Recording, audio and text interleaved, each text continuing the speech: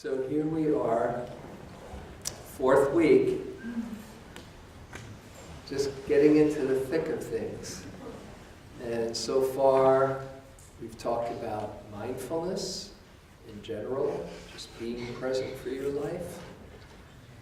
Then explored the Four Noble Truths about suffering and the cause of suffering and the end of suffering. And last week was the Eightfold Path, just a prescription for our lives that these teachings suggest bring about real harmony and well-being.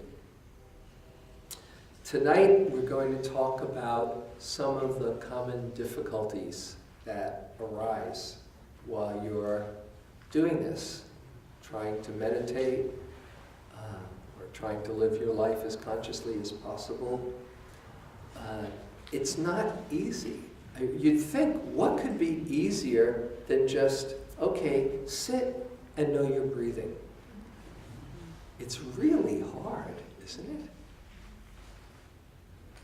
This is not some kind of bad joke. It's just the way we're wired up and how the mind works, that we're so caught in the future or the past or our fantasies or stories, and to be present takes some practice. So it helps to see what gets in the way, how we get caught, because the more we can see how we get caught, the more we can not get caught. The more we see there's another way to work with these common difficulties. But they don't have to be problems. They don't have to be some kind of awful occurrence. They're just common to the human experience. In the classical teachings, they are called the 5 hindrances.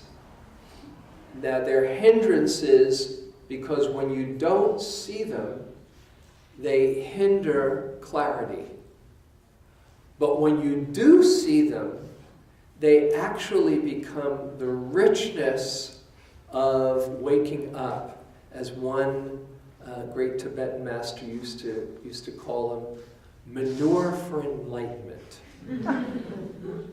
It's the yucky stuff in the mind that if you learn how to work with it, it's fertilizer for growth.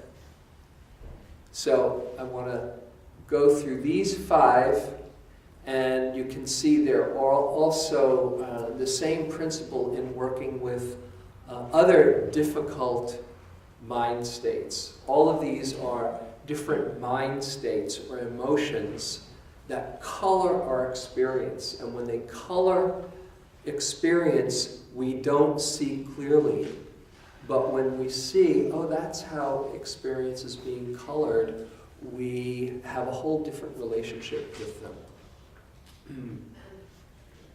So, the big 5. The first one is the mind state or the emotion of desire. Or, as we talked about it earlier, attachment to our desires. The wanting mind. Okay, you're sitting here minding your own business, trying to feel your breath, and then all of a sudden you think about somebody you really want to be with. Oh, yeah. Or your next vacation. Oh, yeah, it's going to be so good. And all of a sudden, the present moment doesn't have a whole lot of pizzazz for you. Oh, can't wait till that happens. Or wanting can lead to a much tunnel vision as well. Like there might be a lot of different sounds happening, but you're sitting here and there's one sound that you're waiting for that counts. When is that damn bell going to ring? That kind of wanting. Then nothing else counts. And it's not that wanting or attachment is bad. We all have it. It's part of being human.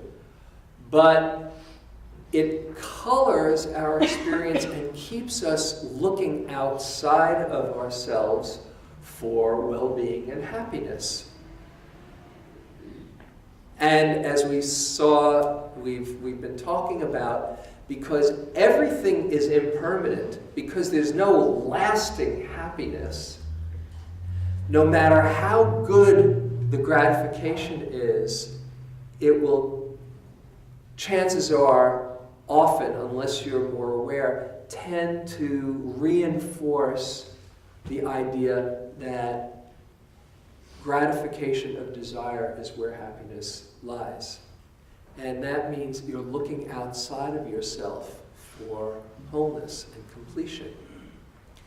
Even while you are enjoying the moment, when it's a pleasant experience, the wanting can kick in. What if this ends? Or how can I keep it going?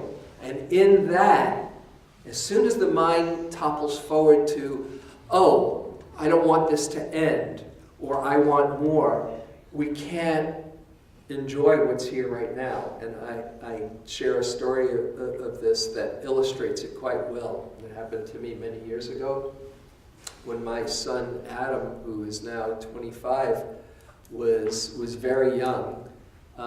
He was about 2.5 or so. And each spring, there's a retreat down in Southern California, Yucca Valley, where a lot of people come and do a 10-day retreat or so together.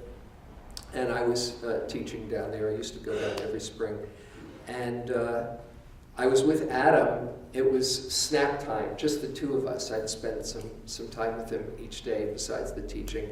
And I was in the staff dining room, just the two of us. And I had this big bowl of luscious strawberries, which is his favorite food, right? These big organic strawberries, just really ripe. Now, is your mouth watering a bit? Gee, I could go for some strawberries. And there it was, and he was just delighted. Stuffing one into his mouth after another, right? His red juice kind of coming down his face and all. And I wanted to teach him to eat mindfully. Like I was trying to teach everybody else. This is kind of naive. I was a, naive dad, a 2.5-year-old. And he didn't want to hear anything about it. We're going to do a little mindful eating in a couple of weeks here. But there he was, it's just stuffing these strawberries down and wanting more. And I was saying, Adam, just taste what's in your mouth. It's so good. And had the bowl a little out of his reach. And there was this one indelible moment that's etched in my mind. This huge strawberry in his mouth as he's going, strawberry!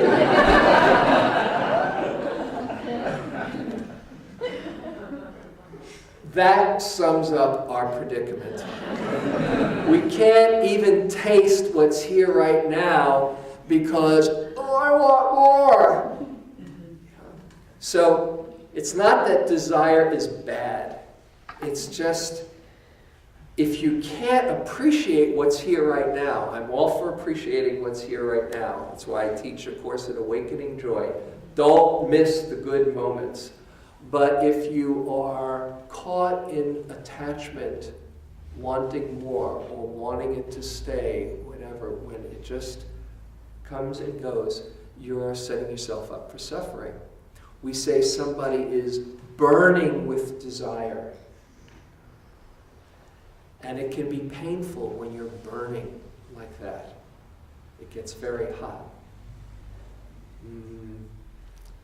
So, that's the first of these difficulties, the wanting mind. Second is the opposite of the wanting mind, which is aversion, the not wanting mind. I don't want this to be here right now. It's just the flip side of wanting.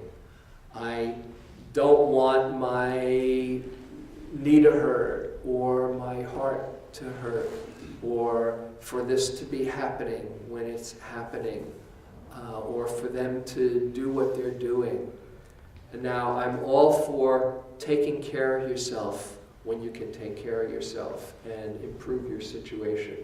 But as you probably know, that famous serenity prayer, grant me the courage to change the things I can, the serenity to accept the things I can't, and the wisdom to know the difference.